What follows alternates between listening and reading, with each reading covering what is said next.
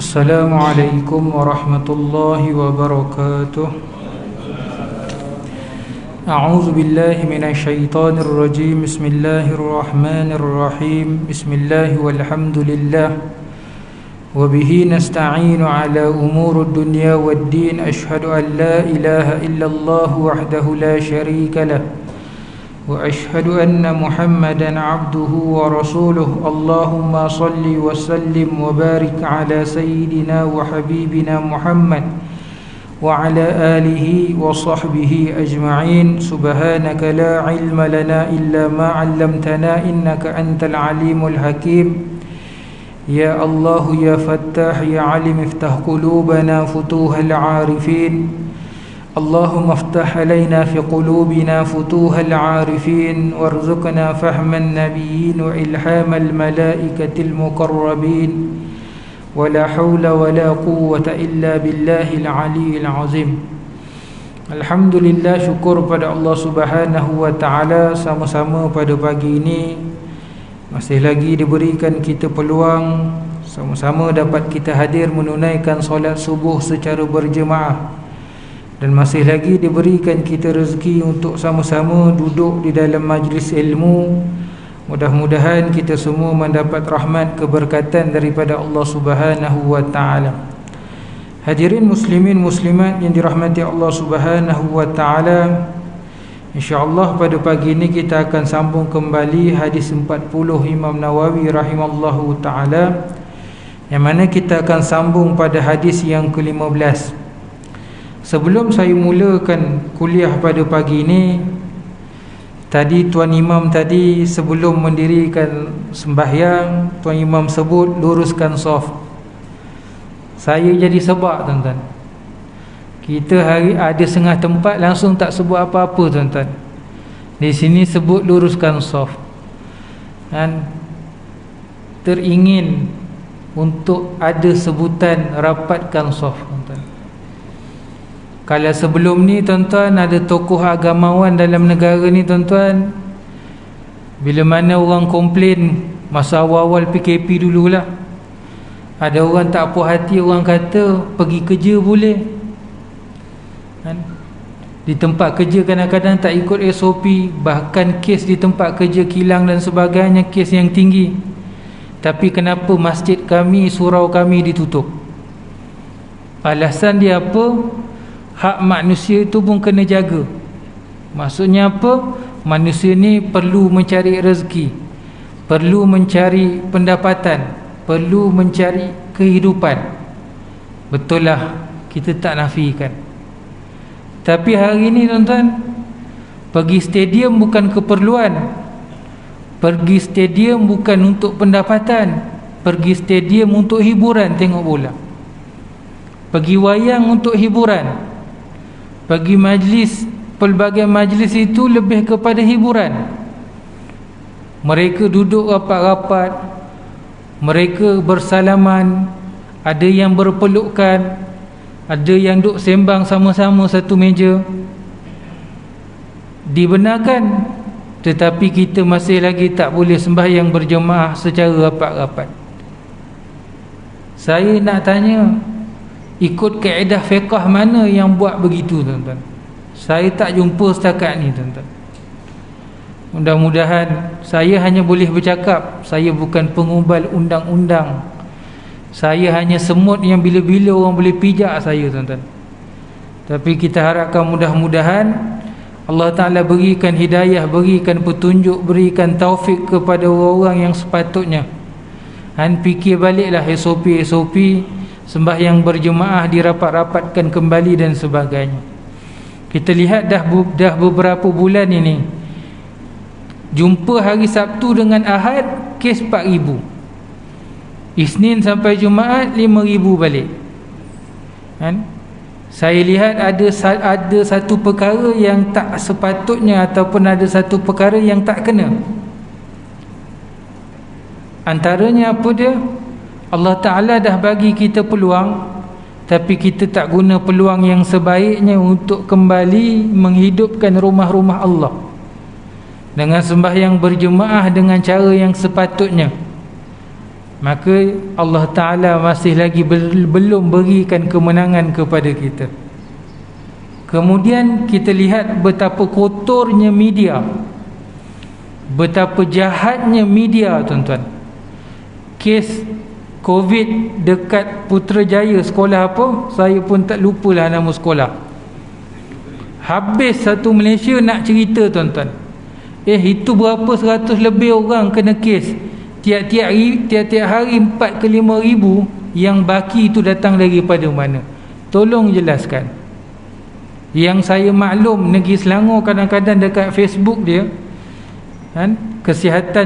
Jabatan Kesihatan Negeri Selangor ada dikeluarkan, ni kes industri, ni kes kilang dan sebagainya. Jadi kadang-kadang saya percaya kebanyakan kes kilang, kes industri ni kebanyakan orang asing. Mereka memang sampai hari ni tak dibenarkan untuk sembahyang di masjid dan di surau. Jadi apa masalah untuk kita nak ubah SOP sembahyang rapat dan sebagainya, tuan-tuan? Jadi kena perhatikan balik. Saya hanya berkongsi pandangan dengan tuan-tuan, dan sama-samalah kita berdoa mudah-mudahan orang-orang yang tertentu ni Allah Ta'ala berikan hidayah dan taufik pada mereka, tuan-tuan. Jadi kita sambung hadis yang ke-15, yakni di antara ciri-ciri keimanan perkataan yang baik, menjaga hak tetamu dan tetangga. An Abi Hurairah radhiyallahu anhu anna Rasulullah sallallahu alaihi wasallam man kana yu'minu billahi wal yawmil akhir falyaqul khairan aw liyasmut wa man kana yu'minu billahi wal yawmil akhir falyukrim jarahu wa man kana yu'minu billahi wal yawmil akhir falyukrim daifahu. Daripada Sayyidina Abu Hurairah radhiyallahu taala anhu bahawa Rasulullah sallallahu alaihi wasallam bersabda, sesiapa yang beriman kepada Allah dan hari akhirat, dia hendaklah berkata yang baik atau diam. Sesiapa yang beriman kepada Allah dan hari akhirat, hendaklah memuliakan jiran tetangga. Sesiapa yang beriman kepada Allah dan hari akhirat, dia hendaklah memuliakan tetamunya. Hadis diriwayatkan oleh Imam Bukhari dan Imam Muslim. Yang mana kepentingan daripada hadis ini, Imam Ibn Hajar Al-Asqalani di dalam kitab Syarah Bukhari, yang mana hadis ini adalah di antara ungkapan yang pendek lagi padat daripada Rasulullah sallallahu alaihi wasallam. Kemudian Imam Ibn Hajar Al-Asqalani menyebut lagi hadis ini mencakupi 3 perkara yang menggabungkan di antara kemuliaan akhlak fi'liyah, yakni kemuliaan akhlak secara perbuatan, dan kemuliaan akhlak qauliyah, yakni perkataan. Jadi dalam kehidupan kita sehari-hari, kita akan berkata-kata ataupun bercakap, kita akan melakukan sesuatu perbuatan menggunakan anggota jasmani kita, melihat, mendengar, memegang dan sebagainya.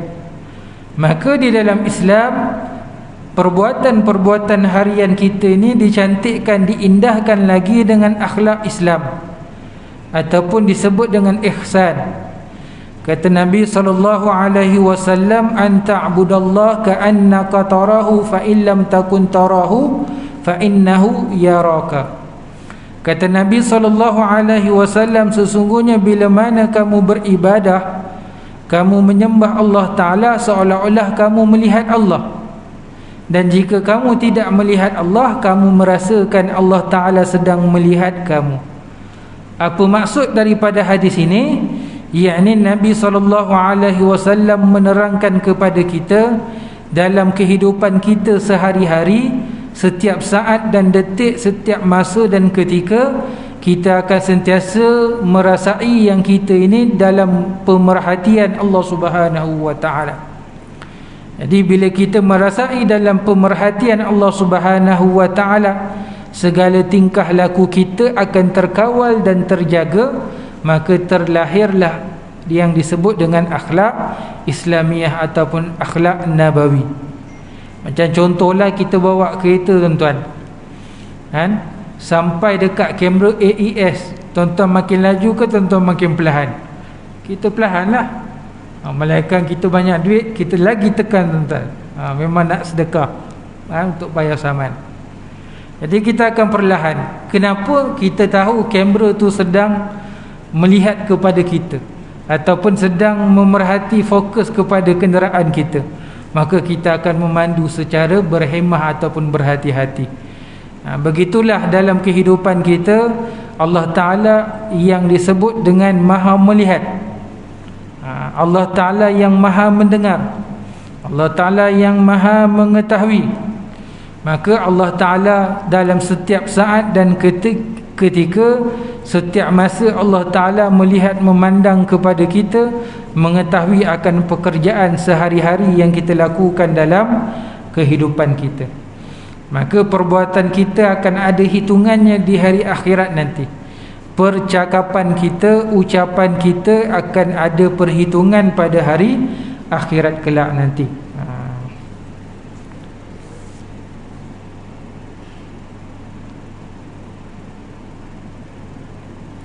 Dalam Al-Quran Allah Subhanahu wa Ta'ala menyebut, al-yawma nakhtimu ala afwahihim wa tukallimuna aydihim wa tashhadu arjuluhum bima kanu yaksibun. Nanti di hari akhirat nanti akan ditutup mulut-mulut mereka. Maka yang akan berkata-kata, yakni tangan-tangan mereka yang menjadi saksi kaki-kaki mereka dengan apa yang mereka lakukan ketika mana hidup di dunia. Di dunia boleh kita ubah statement, hari ini cakap lain, besok cakap lain. Tapi nanti di hari akhirat nanti, kita tak boleh berikan apa-apa alasan. Mulut kita akan ditutup, mulut kita tidak lagi berbicara. Tangan yang buat khianat, tangan akan mengaku kesalahan. Kaki yang berjalan ke tempat maksiat, kaki akan mengaku akan kesalahan. Ketika itu tidak lagi dapat kita berselindung, melainkan kita akan ditimpa dengan kerugian dan kerugian. Tetapi beruntung orang-orang yang ketika mana hidupnya melakukan kebaikan, nanti di hari akhirat nanti, bila ditanya kepada tangan, apa kamu buat atas dunia ni? Tangan kata apa? Yang mana ketika di dunia ni aku bersedekah dengan tangan. Ketika di dunia apa kamu buat dengan kaki kamu? Kamu berjalan ke mana? Nanti kaki akan jawab, kami berjalan pergi ke masjid, ataupun pergi ke surau, ataupun pergi menziarahi sanak saudara, orang sakit dan sebagainya. Ini amalan-amalan soleh, amalan-amalan yang baik. Kemudian di dalam hadis ini ada beberapa perkataan yang perlu kita fahami. Yang pertama, yu'minu, yakni beriman. Yang dimaksudkan di dalam hadis ini, yakni yang dimaksudkan iman adalah iman yang sempurna, yang menyelamatkan diri daripada azab Allah Subhanahu wa Ta'ala, dan untuk mendapat redha daripada Allah Subhanahu wa Ta'ala. Ini iman. Kerana di sini kan disebut di dalam hadis ini, wa man kana yu'minu billahi yaumil akhir, siapa yang beriman kepada Allah dan beriman kepada hari akhirat. Ini maksudnya orang yang beriman, yang mengatakan dia beriman kepada Allah dan beriman kepada hari akhirat, maka dia akan lakukan 3 perkara yang disebutkan di dalam hadis ini. Maka ini ciri orang yang sempurna imannya. Kemudian disebut di dalam hadis ini yaumil akhir, yakni hari akhirat, yang mana hari yang akan ditentukan balasan bagi amal-amal yang dilakukan di dunia. Yang baik akan dibalas dengan syurga, kebaikan. Yang buruk akan dibalas dengan azab, yakni neraka Allah Subhanahu wa taala. Jadi ada 2 je. Dia tak boleh nak jadi nak pergi mana-mana, nak duduk RNR, tak boleh. Akhirnya tetap akan dapat salah satu daripada 2 ni. Kecuali ada orang dia dapat 2 sekali. Orang beriman, tapi hidupnya maksudnya tak mengikut ajaran Islam yang sempurna. Dia akan disiksa juga dalam neraka seketika, kemudian barulah dimasukkan ke dalam syurga. Ini dapat 2 sekali. Tapi kita tak nak lah, kita nak satu je, iaitu syurga Allah Subhanahu wa ta'ala. Saya baru-baru ni, saya ada tanya seorang rakan saya, seorang ustaz, ada ilmu dalam bidang falak, duk kaji bintang, kaji macam-macam lah bab falak ni. Kita kata kalau kita panggil ilmu astronomi. Saya tanya beberapa soalan lah. Antaranya saya tanya berkenaan dengan air pasang surut. Saya pun pernah sebut di sini. Sekarang air pasang surut tak menentu. Sepatutnya pertengahan bulan Islam 13, 14, 15, 16, 17 itu waktu air pasang, waktu bulan mengambang. Tapi terkadangnya sekarang ni tak berlaku. Bahkan kadang-kadang air pasang itu berlaku pada awal bulan Islam. Bila bulan mengambang, bulan ini dia lebih dekat daripada matahari berbanding dengan bumi. Ini bulan dengan bumi lebih dekat berbanding matahari dengan bumi.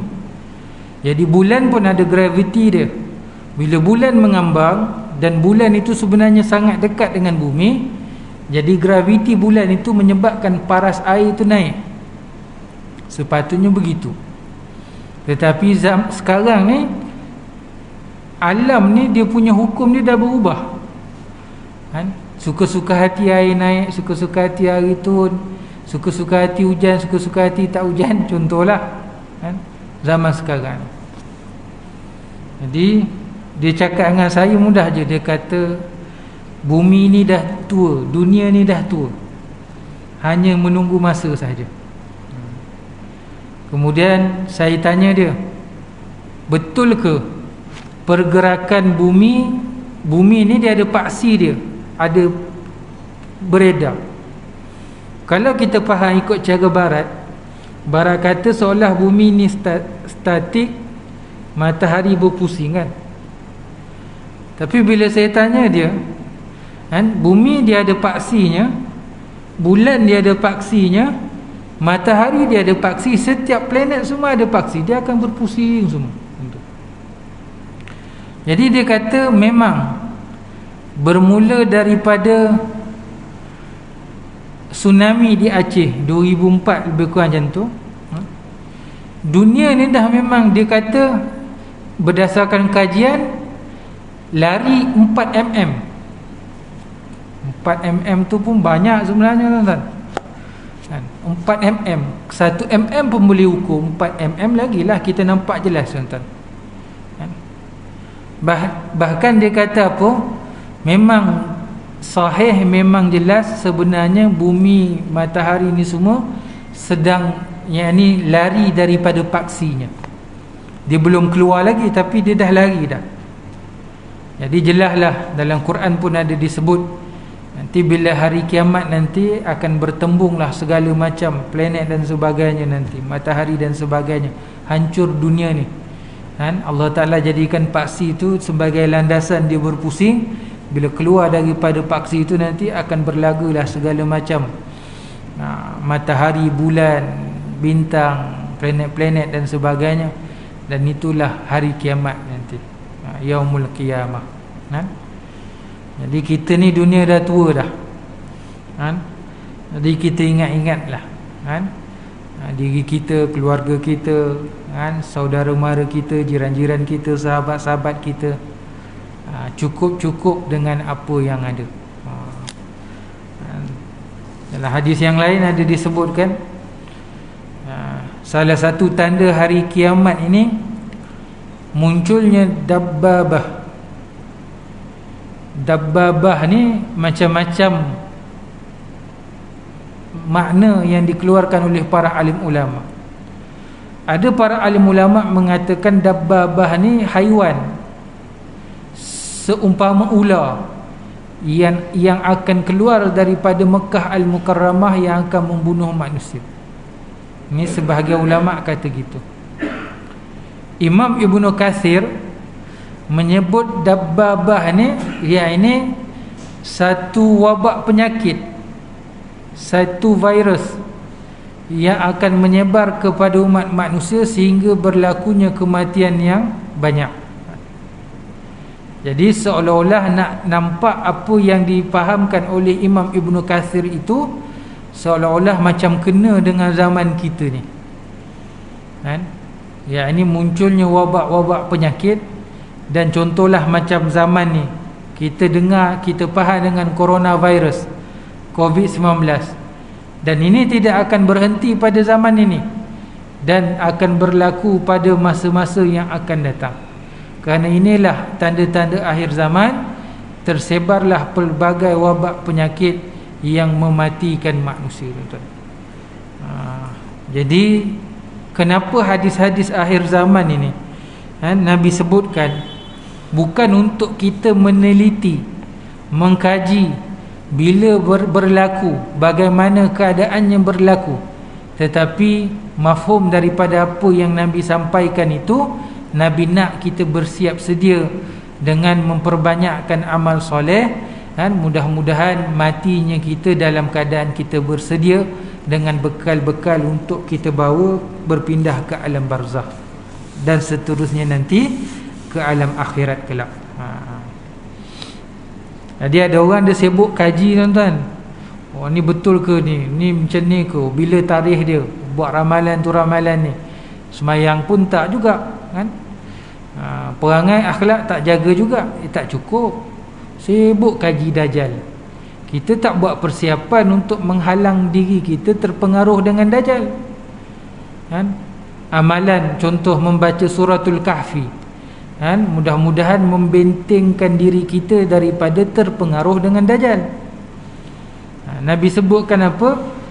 Terhindar daripada fitnah dajjal, bukan terhindar daripada kezaliman dajjal. Apa maksud fitnah? Dajjal datang bawa dengan pelbagai tipu daya. Percaya kita, tuan-tuan. Dia tar jalan sampai depan rumah kita, tuan-tuan. Ini bagus ni, kita percaya, tuan-tuan. Dia turunkan beri kita makanan, tuan-tuan. Kita percaya. Tempat tak ada hujan, datang hujan, percaya, tuan-tuan. Orang mati hidup balik, kita percaya. Jahanam, tuan-tuan. Dia akan datangkan dengan bentuk tipu daya. Jadi manusia ramai tertipu, ramai yang tergoda, akhirnya mengikut kepada dajjal. Jadi kenapa membaca suratul kahfi? Supaya selamat kita daripada tipu daya dajjal. Orang yang tak nak ikut dajjal, akhirnya jadi apa? Orang-orang begitu akan dibunuh oleh dajjal. Maka itulah orang yang selamat, itulah orang yang bahagia, kerana kematiannya dalam keadaan mempertahankan diri dan mempertahankan agama Islam daripada dirosakkan ataupun diganggu oleh dajjal. Jadi nak dapat sampai kepada itu dengan amal-amal soleh. Kemudian dalam hadis ini disebut dengan fal yukrim jarahu, hendaklah dia memuliakan jiran tetangganya, yakni dengan melakukan berbuat kebaikan dan dalam masa yang sama tidak melakukan zalim ataupun khianat kejahatan kepada jiran-jiran kita, maka dia termasuk juga dalam kepada jiran-jiran kita yang non muslim, yang bukan Islam, yang kafir. Jadi kalau ada siapa yang berjiran dengan orang kafir, maka hak-hak dia sebagai jiran perlu kita tunaikan. Buat baik dengan dia, kemudian tak melakukan kezaliman kepada dia. Dia hikmah dia apa tuan-tuan? Kita buat baik tuan-tuan pada orang, mungkin bukan hari ni dia berubah, mungkin lepas dia mati, lepas kita mati baru dia berubah. Ada orang tuan-tuan, dia buat baik pada orang lain, buat baik kan, bagi makan, bagi hadiah, ucapkan tahniah, ucapkan selamat hari jadi. Sampai satu masa nanti tuan-tuan dia mati. Orang yang buat baik ni mati. Orang yang selalu dapat kebaikan daripada orang ni, yang selalu diucapkan tahniah, yang selalu diucapkan selamat hari jadi, yang selalu diberikan hadiah, diberikan apa macam-macam lah kan kebaikan, akhirnya dia baru sedar, orang ni dulu masa hidup baik dengan aku. Sebab apa? Sebab kematian tu yang akan menyedarkan tuan-tuan. Selalu masa hidup tuan-tuan orang tak sedar. Macam ustaz-ustaz lah tuan-tuan. Ustaz-ustaz masa hidup, masa kuliah tuan-tuan, orang tak apa peduli pun tuan-tuan. Nanti dah mati tuan-tuan, kan ustaz ni dulu mengajar aku sukalah. Masa tu baru nak suka tuan-tuan. Baru nampak kebaikan. Itu baru nampak kebaikan. Tapi baguslah tuan-tuan, nampak dah mati. Kalau nampak sebelum mati, takut nanti orang buat kebaikan tu nanti timbul riak. Biarlah nampak dah mati. Orang mati kena puji tak ada kesan tuan-tuan. Dia takkan jadi riak, dia takkan jadi takabur sebab dia dah mati. Jadi di situ pula nanti orang yang mendapat kebaikan itu, contohlah orang bukan Islam, kita berterusan istiqamah buat kebaikan pada dia. Contohlah bulan Ramadan, kita nak kenalkan Islam ni, kadang-kadang jangan terus kita cakap. Kita bulan Ramadan contoh je kan, kita masak lebih sikit, kita bagi dia makanan. Walaupun dia bukan Islam kan, dia tak berpuasa macam kita. Kita kata, ni kami ni orang Islam ni bila bulan Ramadan ni memang masak lebih-lebih sikit supaya nak kongsi-kongsi dengan orang lain. Nabi kami ni ajar untuk kongsi makanan dengan orang lain. Nanti dia ambil makan.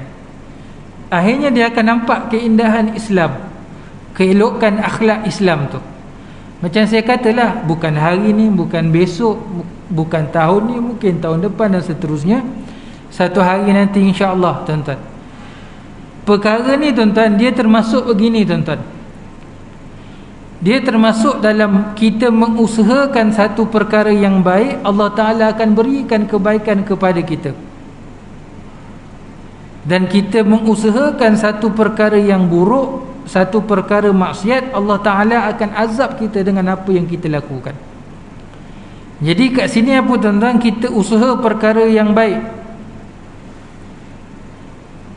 yakni kita buat satu amal-amal baik, satu kerja dakwah, kita santuni jiran-jiran kita termasuk yang non-Muslim, yang bukan Islam, orang-orang kafir. Kita dah usaha buat kebaikan, saya percaya Allah Ta'ala akan balas kebaikan kita dua jalan. Yang pertama, mungkin dengan orang tu nanti dapat hidayah daripada Allah. Yang kedua, kalaupun tak dapat hidayah, tapi kita dibalas dengan ganjaran yang besar atas usaha kita untuk dakwah. Itu je. Tapi kita kena doakanlah, ya Allah, jiran aku ni sekian-sekian nama, mutusamilah segala macam tuan-tuan, berikan hidayah pada keluarga mereka ni tuan-tuan. Minta doa pada Allah Ta'ala bagi. Nanti mudah-mudahan dengan akhlak baik, dapat pula dia hidayah, dia terima Islam sebagai agama. Kalau kita lihat sejarah Nabi SAW, orang yang masuk Islam, yang ikut Nabi SAW ini, awal dakwah Nabi ni siapa? Yang ni di kalangan orang-orang yang susah. dan di kalangan orang yang terpersona dengan akhlak Nabi SAW. Bukan dengan hujah agama je, tapi dengan akhlak Nabi SAW. Kan Nabi sebutkan, innama bu'istu liutammima makarimal akhlak. Sesungguhnya aku dibangkitkan untuk menyempurnakan akhlak manusia.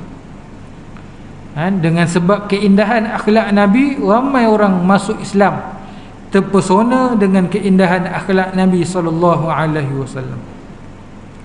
Jadi kita lihat apa tuan-tuan, akhlak itu memainkan peranan yang penting untuk menarik orang kepada agama Islam, tuan-tuan. Jadi disebut di sini memuliakan tetamu kita dengan melakukan kebaikan dan tidak menyakiti dan tidak melakukan kezaliman, kejahatan kepada mereka. Kemudian disebut di sini falyukrim daifahu, dia hendaklah memuliakan tetamunya, maksudnya ialah memberikan layanan dengan menghidangkan makanan dan seumpamanya, juga berbuat baik kepadanya. Dia tetamu ni tuan-tuan, satu tetamu rumah kita. Memang semestinya bila orang datang rumah kita, layan yang terbaik lah, first class, 5 bintangnya tuan-tuan. Betul. Tuan-tuan, kalau nak murah rezeki, tetamu datang rumah kita, mungkinlah hari sebelum tu kita beli daging apa yang mahal tu, Wagyu tuan-tuan. 1 kilo ratus-ratus ringgit ke RM1,000 tuan-tuan. Saya rasa RM1,000 lah. Saya tengok satu slice pun sampai RM100 tuan-tuan. Mungkin RM1,000. Manalah tahu tuan-tuan, orang kaya tuan-tuan beli, nak makan untuk diri sendiri. Tapi bila datang tetamu, Assalamualaikum, Waalaikumsalam, jemput naik.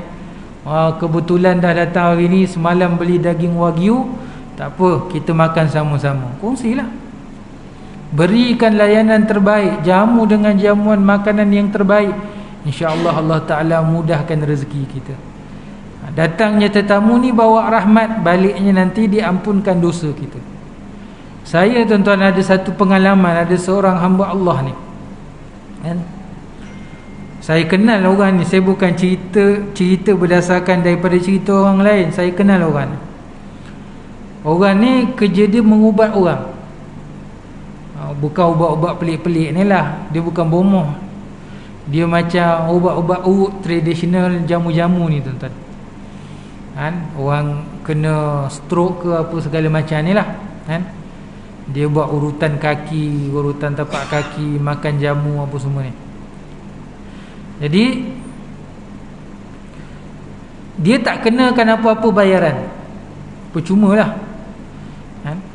Kemudian orang datang, mestilah, kalaupun orang kita, orang Melayu ni tuan-tuan, walaupun percuma, kita ni adab budaya kita ni memang, akhlak orang Melayu ni hebat. Saya mengaku tuan-tuan, kalau kita kata kat Malaysia ni tuan-tuan, orang Melayu ni lah yang paling bersopan santun sebenarnya tuan-tuan. Jadi Islam dengan Melayu ni bila digabungkan memang cantik tuan-tuan. Jadi macam mana pun orang akan bagilah sumbangan pada dia, atas usaha dia ubatkan orang. Kemudian orang datang bawa buah tangan, macam-macam lah tuan-tuan. Bagus dia ni tuan-tuan. Orang Jawa panggil wak, wak buang, orang panggil dia. Kat rumah dia, apa makanan yang ada, hatta yang sedap-sedap yang dia teringin, dia dah beli tuan-tuan. Bila orang datang rumah dia, dia akan jamu, keluarkan semua makanan, bagi makan tuan-tuan. Bagi makan. Murah rezeki dia tuan-tuan. Ada satu ketika, ada seorang ni, tak silap Bilal, tak tahulah masjid ke surau, tak ada suara, tak boleh nak azan dah, suara tak boleh keluar. Puas berubat sana sini, pergi hospital sana, hospital sini, doktor tak boleh kesan penyakit dia. Doktor kata doktor tak tahu. Dia bukan stroke. Kalau stroke tu kita faham lah, ini memang tiba-tiba tak ada suara. Jumpa dengan dia, minta tolong dia ubatkan. Ubatlah urut tapak kaki tu, tekan-tekan tapak kaki tu, berbulan dah, 3-4 bulan, ulang-ulang datang 2 minggu sekali macam tu. Alhamdulillah sembuh tuan-tuan, boleh cakap. Betapa orang tu menghargai usaha wak ni, dia hadiahkan sebidang tanah tuan-tuan. dihadiahkan sebidang tanah, murah rezeki. Jadi kita ni nak murah rezeki tuan-tuan, jangan kedekut. Bila tetamu datang rumah kita kan, melayani tetamu tu hukum dia wajib. Melayani tetamu hukum dia wajib. Tetapi nak beri lebih-lebih tu hukum dia sunat.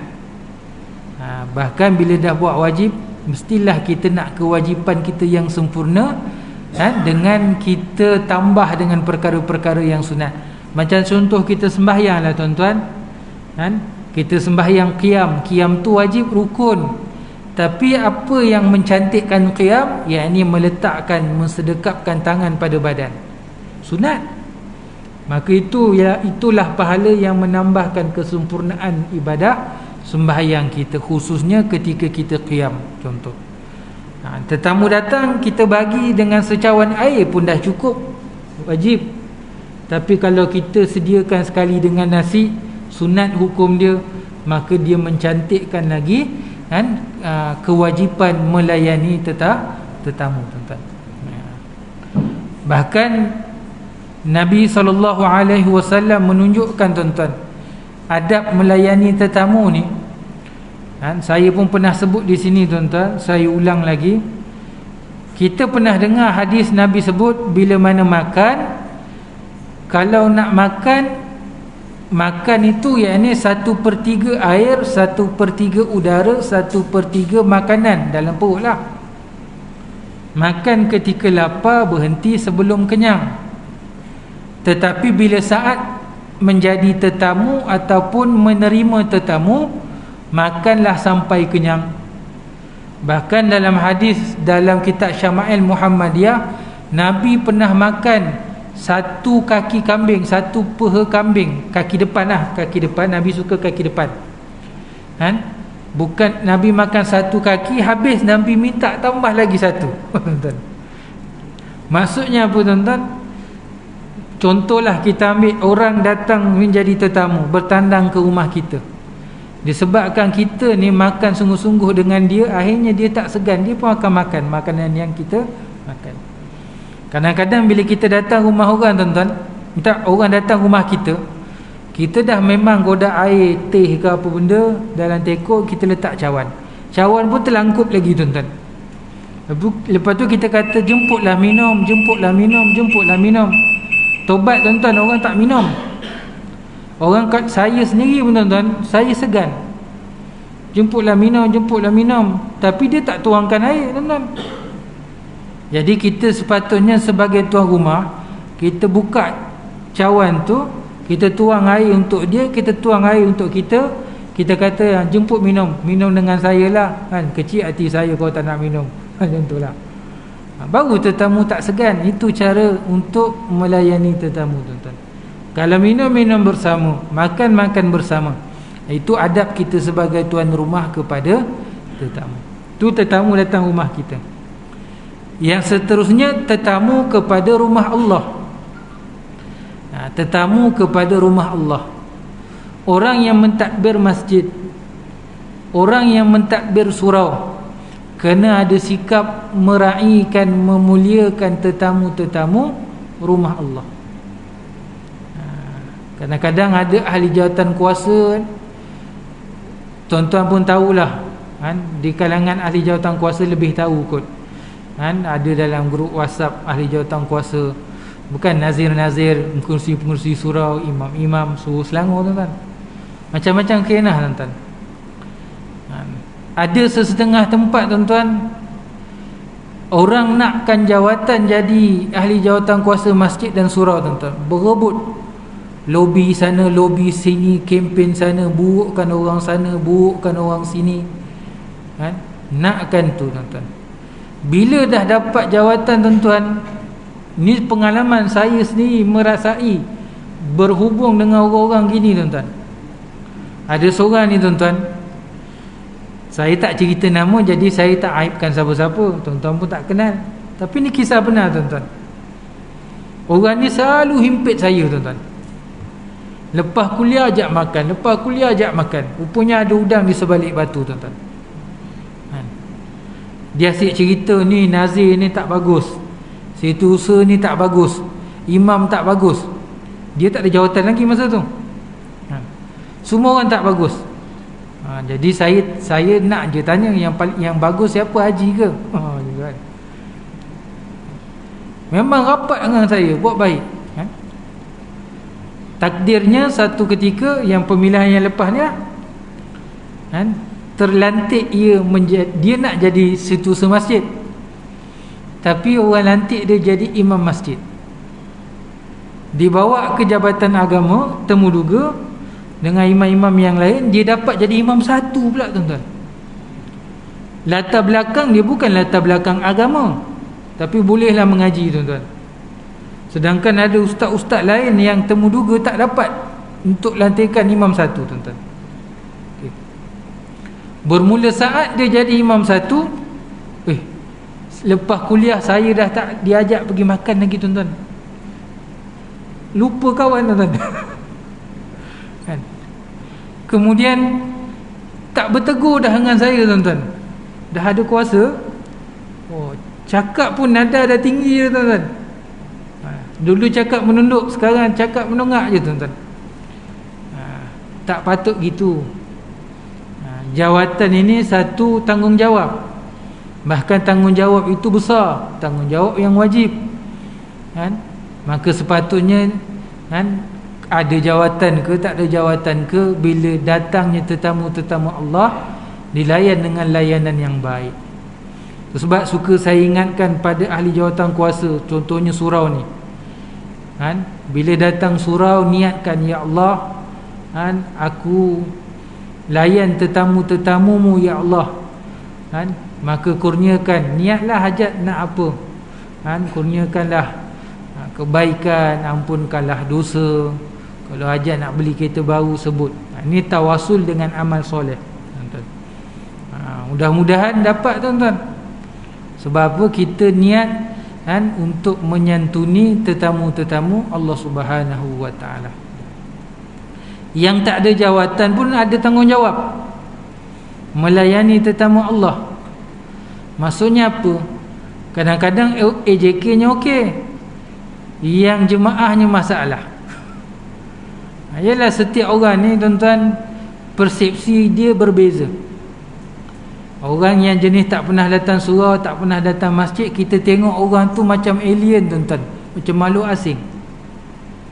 Macam-macam soalan kita tanya, tuan-tuan.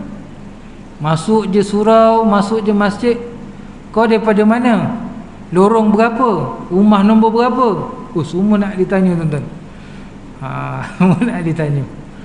Contohlah, ni lama tak, berapa tahun tinggal sini? Dah lama. Kenapa tak datang masjid? Kenapa tak datang surau? Tak nampak ke tangga masjid, tangga surau? Surau punya besar. Akhirnya apa, tuan-tuan? Orang macam ni dia rasa terhina, tuan-tuan. Akhirnya lepas tu dia ambil jalan keluar, dia kata aku tak payah datanglah lagi sini. Akhirnya kita termasuk daripada kalangan orang yang menghambat tetamu-tetamu Allah Ta'ala, tuan-tuan. Jadi jangan macam tu, tuan-tuan. Senang ceritalah, bila memang diajar oleh Nabi SAW. Kata Aisyah radhiyallahu ta'ala anha, Nabi ni bila masuk masjid, Nabi ni seolah-olah dah berada di alam lain. Maksudnya apa? Nabi bila masuk masjid, Nabi dah beri tumpuan hanya untuk ibadah pada Allah. Nabi tak peduli dah orang lain. Maksudnya apa? Kita ni masuk masjid, masuk surau, senang ceritalah nak selamatkan diri kita daripada melakukan akhlak yang buruk ataupun sikap yang buruk. Yakni mesti ada diri nafsi-nafsi, aku-akulah. Maksudnya apa, tuan-tuan? Jangan mudah kita nak menghukum orang, jangan mudah kita nak kata orang dan sebagainya. Kadang-kadang contoh anak-anak muda kan, datang masjid, datang surau pakai baju t-shirt. Kemudian baju t-shirt dia pula ada gambar-gambar yang mengarut, gambar tengkorak ke dan sebagainya.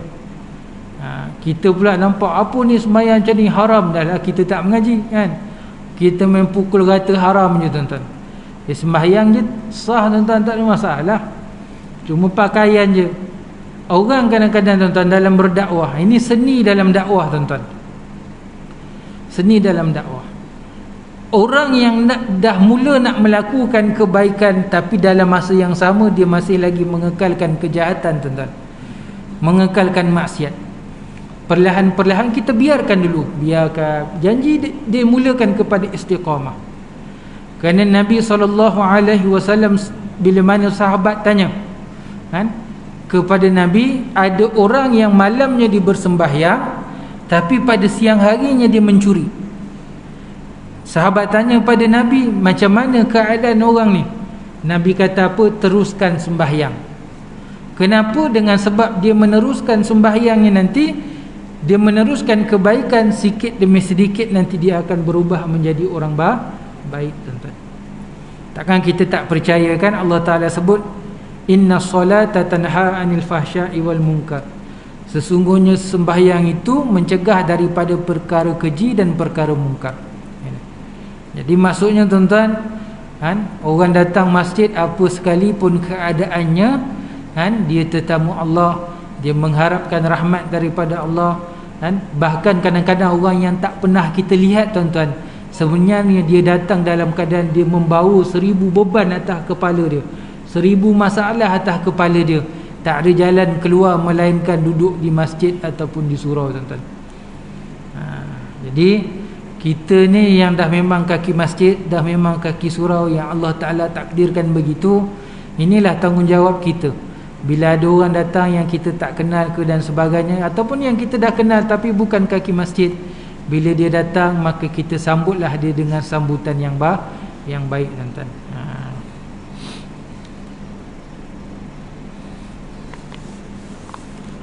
Wallahu ta'ala a'lam. Mudah-mudahan sedikit apa yang saya kongsikan pada pagi ni, sikit sebanyak jadi panduan untuk kita bersama. Mudah-mudahan Allah Subhanahu wa ta'ala memberikan segala macam kebaikan, rahmat, keberkatan, ketenangan, keamanan, kesihatan kepada kita. Mudah-mudahan kita selamat dunia dan akhirat kelak. Hadirin muslimin muslimat yang dirahmati Allah Ta'ala, pada bulan lepas saya ada sebut, sepatutnya hari ini saya tak ada kat sini, tuan-tuan. Sepatutnya 11 hari bulan semalam, dengan hari inilah 12 hari bulan saya berprogram di kampung orang asli. Tapi disebabkan ada masalah-masalah teknikal, antaranya penganjur, kami ni hanya follow ataupun hanya untuk logistik. Jadi penganjur minta tangguh untuk program, jadi tak dapatlah nak berprogram, kan? Jadi rezeki tuan-tuan lah saya datang sini pula, kan? Saya nak kongsi, tuan-tuan, ada satu lah pengalaman saya 1-2 hari ni, tuan-tuan. Mudah-mudahan ada manfaat untuk kita bersama, tuan-tuan. Hari Jumaat lalu, tuan-tuan, saya tak sihat. Tuan-tuan. Sakit perut. Kemudian buang-buang air satu, perut pun rasa berangin lah kot, kan? Kemudian demam saya, tuan-tuan. Demam. Sakit pinggang, kan? Nak bangun pun tak boleh, tuan-tuan. Sembahyang rakaat pertama berdiri, kan? Kemudian dah sujud kedua nak bangun dah tak boleh, tuan-tuan. Pinggang sakit. Sembahyang duduklah, tuan-tuan. Jadi pada ketika tu, hari Jumaat tu ada satu kuliah dekat Jalan Kebun, kan? Masjid di Jalan Kebun. Masa tu itulah ujian saya. Baru saya perasan, tuan-tuan. Ujian, tuan-tuan. Ujian dia 2 je, tuan-tuan. Kan?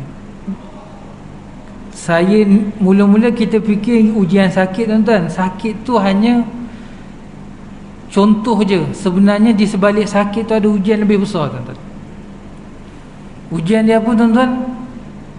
Aku pergi kuliah ni dapat sagu hati RM200. Kalau tak pergi, rugi. Tak pergi, rugi, kan?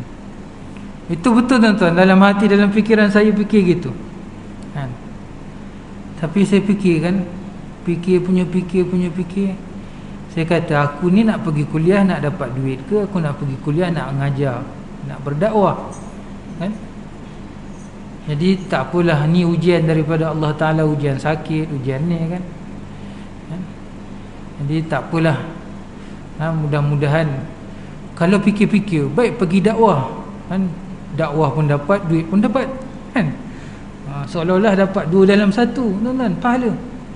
Tapi saya istikharah, fikir-fikir tak payahlah, kan?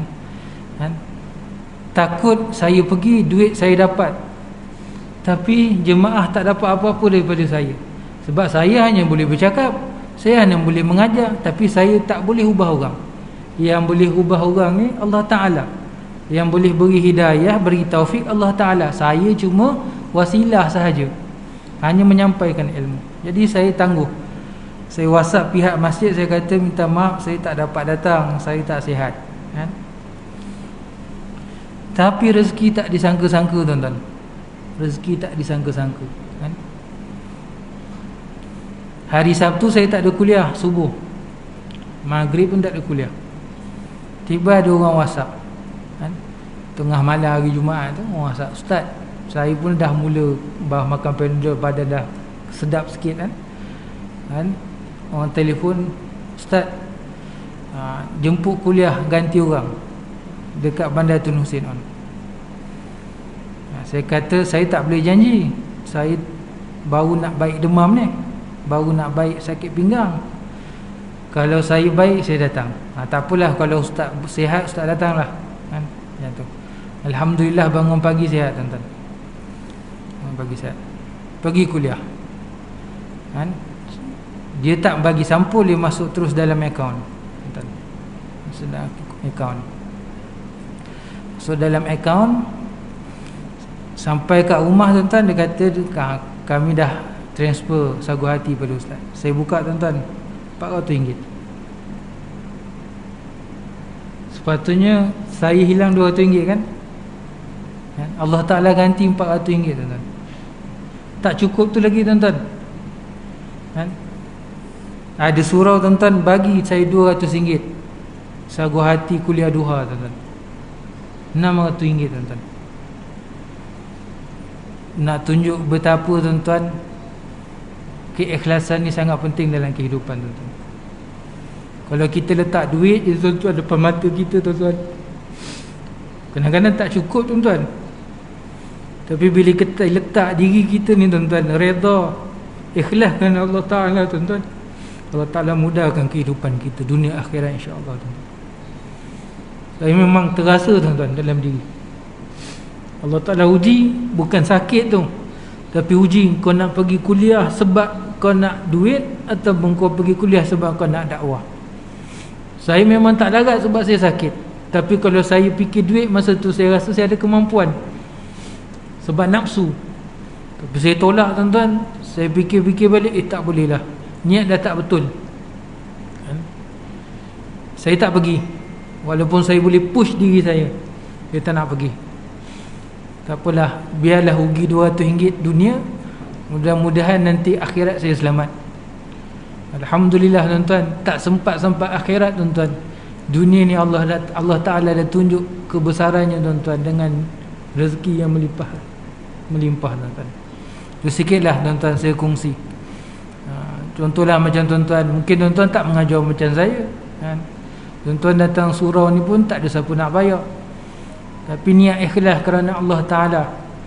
Masuk je, melangkah kaki dalam surau ni, niat, tuan-tuan, ya Allah, aku datang sini serah diri padamu, ya Allah, kan?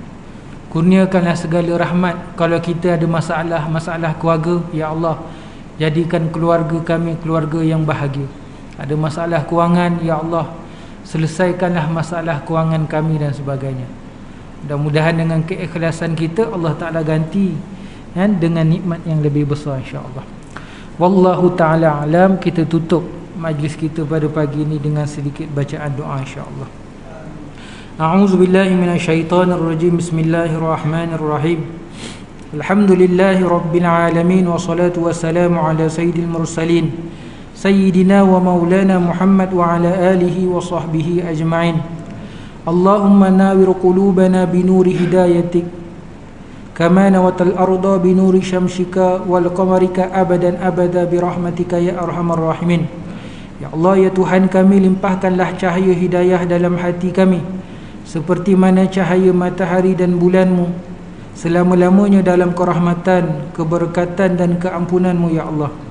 Ya Allah, ya Tuhan kami, ampunkanlah dosa kami, ampunkanlah dosa kedua ibu bapa kami, ampunkanlah dosa kedua ibu bapa mertua kami, ampunkanlah dosa pasangan kami, ampunkanlah dosa anak-anak kami, ampunkanlah dosa seluruh ahli keluarga kami, ampunkanlah dosa guru-guru dan jiran-jiran kami, ampunkanlah dosa sahabat-sahabat kami, ampunkanlah dosa seluruh umat Islam, ampunkanlah juga dosa orang-orang yang khianat dan berlaku zalim ke atas kami. Ya Allah, ya Tuhan kami, jadikan akhlak kami seindah akhlak Nabi SAW, supaya mana boleh dicontohi. Ya Allah, ya Tuhan kami, jadikan kami orang yang kuat dan taat beribadah kepadamu, ya Allah. Ya Allah, ya Tuhan kami, satukan hati-hati kami dengan iman dan takwa kepadamu, ya Allah. Jauhkan kami daripada perpecahan, jauhkan kami daripada adu domba, jauhkan kami daripada fitnah memfitnah, jauhkan kami daripada keji mengkeji.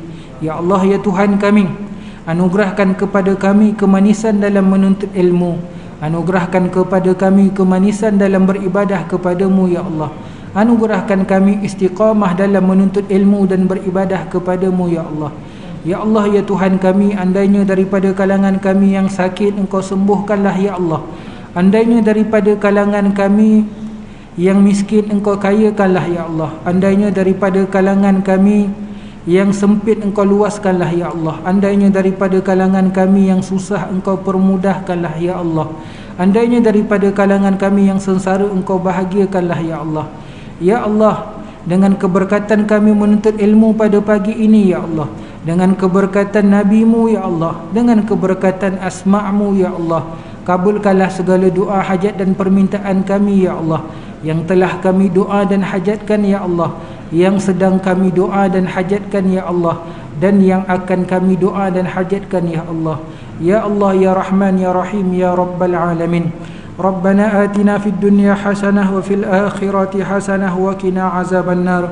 Wa sallallahu ala sayyidina Muhammad wa ala alihi wa sahbihi wa baraka wa sallam. Walhamdulillahi rabbil alamin. Taqabbalallahu minna wa minkum. Assalamualaikum warahmatullahi wabarakatuh.